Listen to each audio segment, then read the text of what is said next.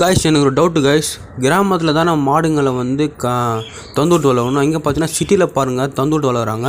அதே பார்த்தீங்கன்னா கிராமத்தில் பார்த்தீங்கன்னா கட்டிப்புட்டு வளர்க்குறாங்க. ஏன்னு தெரில.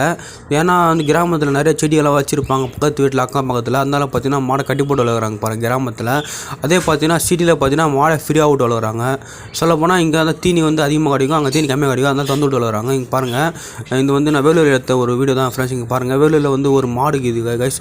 அது பாருங்கள் தொந்து விட்டுறாங்க பாருங்கள். அது அசால்ட்டாக வந்து மேஞ்சி எல்லா இடத்துலையும் போய் மேஞ்சிக்குது. அது மட்டும் இல்லாமல் இது ஒரு பாவமான ஒரு இது நடந்தது. என்னென்னு பார்த்தீங்கன்னா அங்கே பாருங்கள் கைஸ், அதனுடைய வால் பார்த்தீங்கன்னா கட் ஆகிடுது கைஸ். என்னன்னு தெரில, பாவமாக இருக்குது. யார் பண்ண வேலைன்னு தெரில கைஸ், ஆக்சினாச்சுன்னு தெரில. வால் தான் வந்து அது முக்கியமான ஒரு பகுதி. இங்கே பாருங்கள் கைஸ், அந்த பாவம் அந்த மாடு வால் அந்த மனப்பகுதி வந்து கட் ஆகிடுது. இங்கே பாருங்கள், அப்புறம் பார்க்கறதுக்கு ரொம்ப பாவமாக இருந்துச்சு கைஸ்.